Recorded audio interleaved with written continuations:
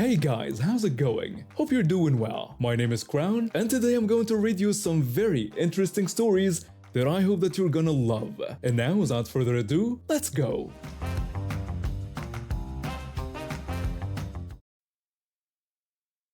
After dropping out of college due to financial struggles, I needed a job that could pay the bills while giving me time to figure out my next steps. A friend mentioned that the local biker bar was hiring, and despite my initial hesitation, I decided to give it a shot.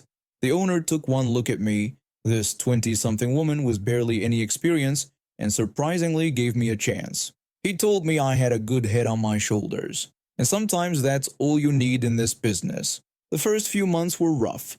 I had to learn everything on the fly while dealing with some of the most interesting characters I'd ever met.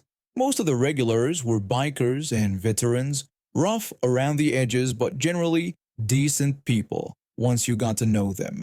Then there was this one regular customer, an older Vietnam War veteran who always sat at the same corner of the bar. He wore the most peculiar outfit, a leather vest over a plain t-shirt, and always with a tie that had what he claimed was a mummified fingertip from a Vietnamese soldier as a tie pin.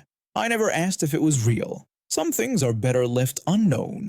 He was usually quiet, keeping to himself while nursing his whiskey. But after a few months of me working there, he started getting a bit too comfortable. One night while the bar was relatively empty, he waved me over with this mischievous look in his eyes. He called me sweetheart and asked me to come over. When I approached and asked what I could get him, he asked me if one of my breasts was bigger than the other. The question caught me off guard, but I dealt with enough harassment in this job to know how to handle it. Instead of getting angry or flustered, I decided to throw him off balance with some of his own medicine. I told him no, but the amount of hair on them was different. His eyes went wide as saucers, and for the first time since I'd known him, he was completely speechless. The other regulars who overheard our exchange burst into laughter. One of them shouted out that I'd gotten him good. The veteran sat there for a moment, then a slow smile spread across his face. He raised his glass in my direction, acknowledging my comeback, and told me it was well played. From that day on, his attitude toward me changed completely. The inappropriate comments stopped, and he became one of my strongest defenders at the bar. If any other customer tried to give me trouble, he'd be the first to shut them down. One night, a rowdy group came in and one of them started making crude comments about my appearance. The guy suggested I sit on his lap to discuss whatever might pop up. Before I could even respond, the veteran stepped in.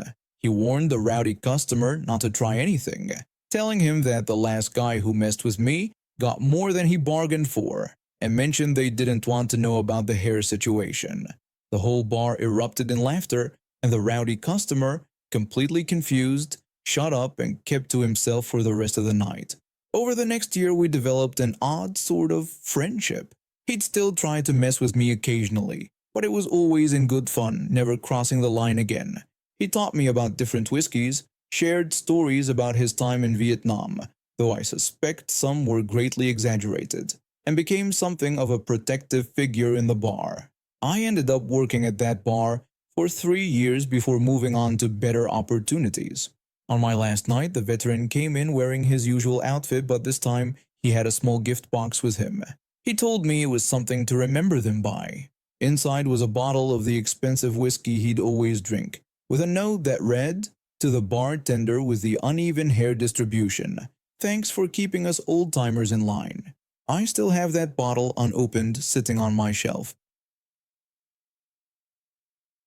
I've been working as a lifeguard at our community pool for 3 summers now, and while I've seen my fair share of weird situations, nothing could have prepared me for what happened last weekend.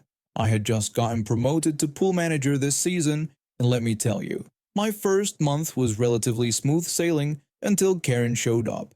It was a hot Saturday afternoon, and the pool was packed with families trying to beat the heat. I was doing my usual rounds, checking chlorine levels and making sure everyone was following safety rules, when I noticed this woman walking towards the pool with her son, who looked about 7 or 8 years old.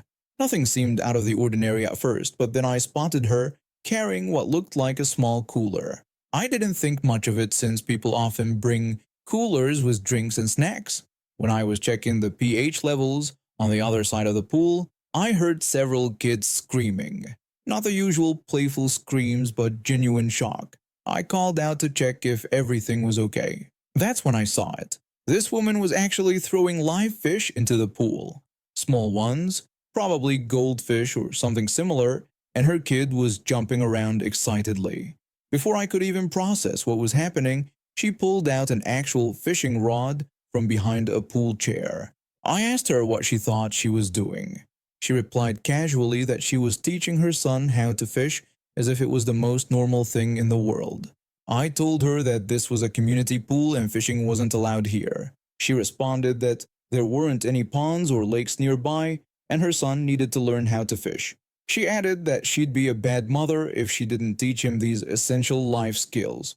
I told her to remove the fish immediately and leave the pool area. She then had the audacity to ask if I had children, immediately dismissing my authority by saying I wouldn't understand since I wasn't a parent, and claimed this was what good parenting looked like.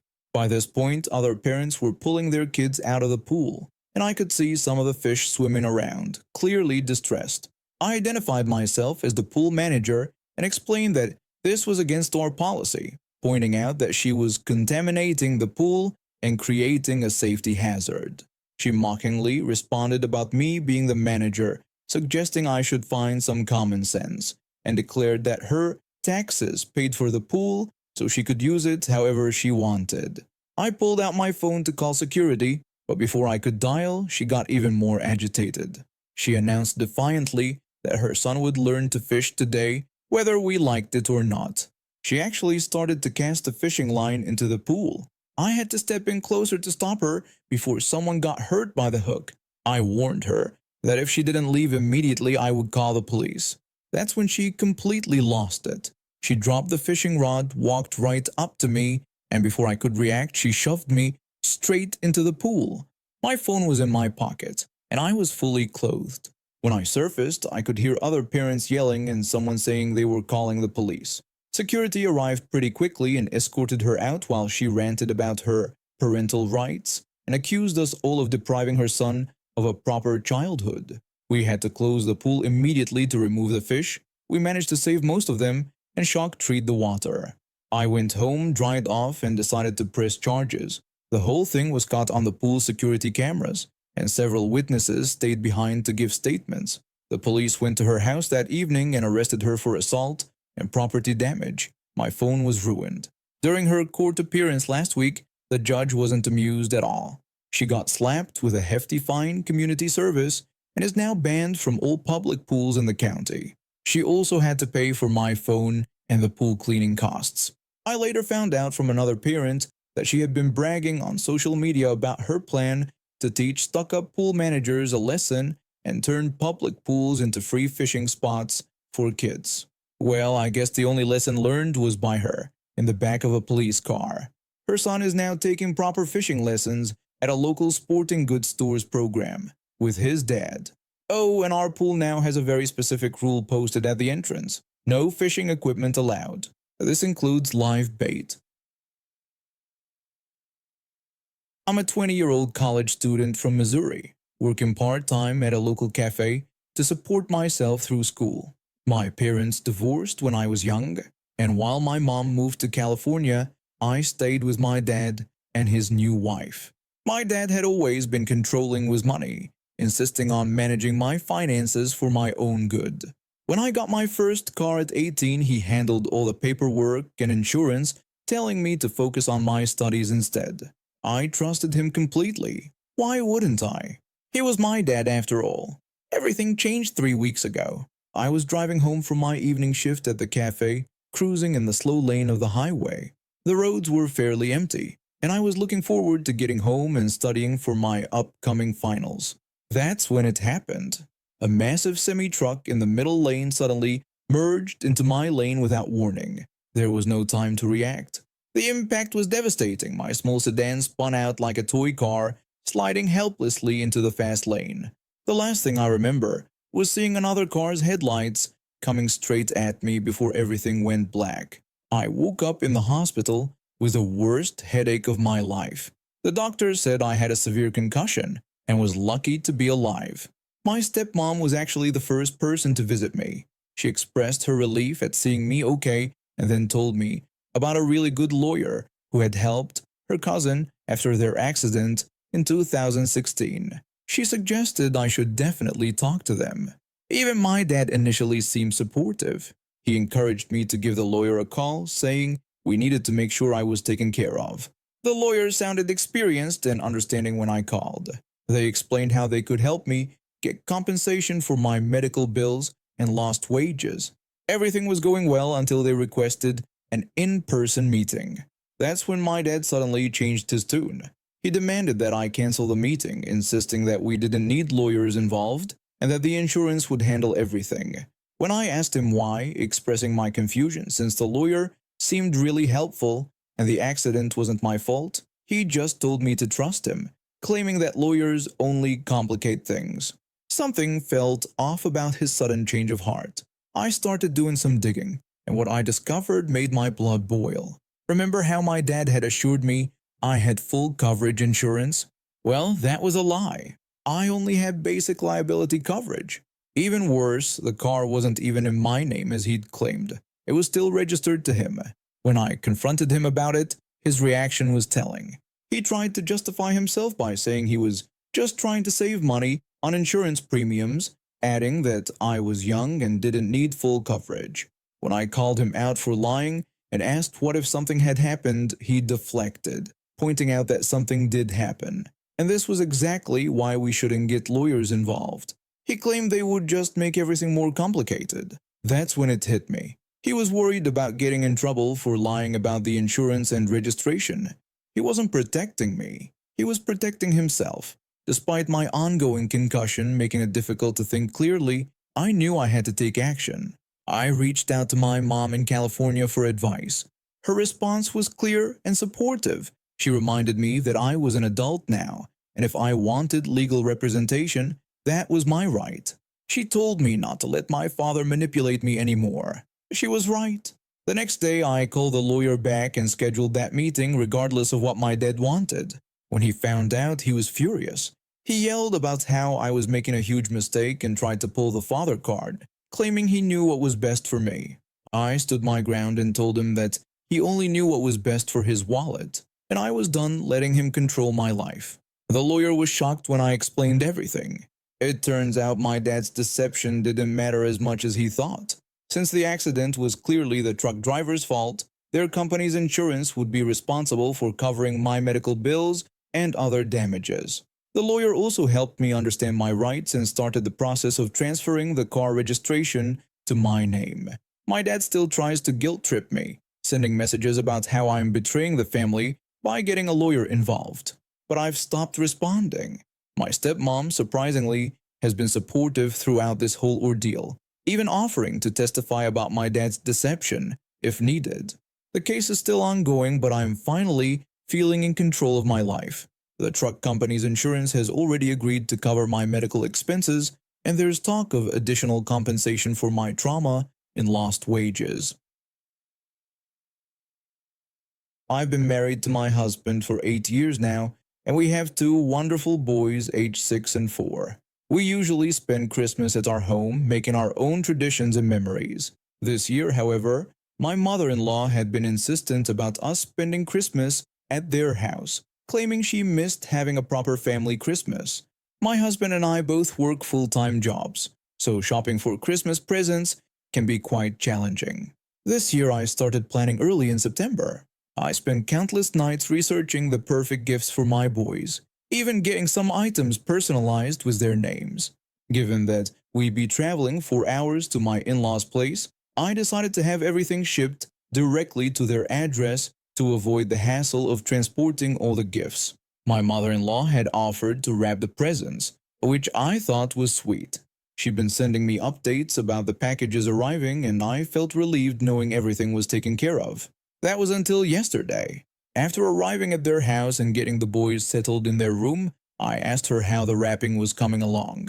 She cheerfully replied that she was almost done and just had a few small ones left to wrap in the basement. When I offered to help her finish up, she insisted that I must be tired from the journey and should go rest instead. I rejoined my husband in the sitting room, but something felt off about her response. A couple of hours later, when she went upstairs for a nap, I decided to check on the presents in the basement. What I found made my blood boil. All the bigger presents, the ones I had spent months choosing and personalizing, had gift tags reading from Grandma. I immediately went to confront my husband about it. When I asked if he knew about his mother putting her name on all the big presents, he casually mentioned that she had asked to put her tags on a few presents because she didn't want to disappoint the boys.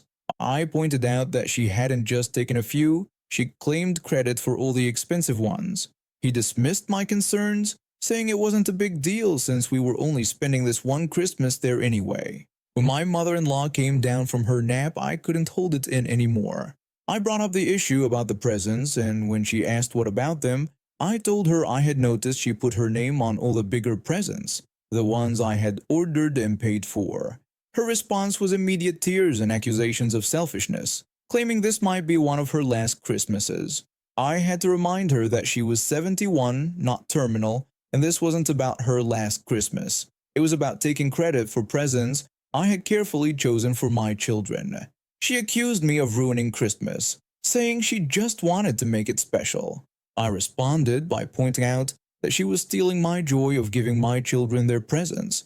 That's when I made an executive decision. I went down to the basement, removed all her tags, and replaced them with new ones, showing they were from me and my husband.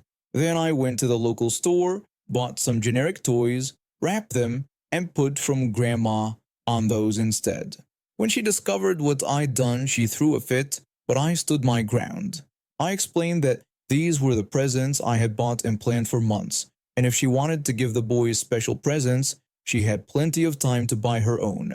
She's been giving me the cold shoulder since then, but my husband finally backed me up after seeing how manipulative she was being. We've decided to leave early and spend the rest of Christmas at home. And now we have reached the end of today's stories. Thank you for watching, and see you next time.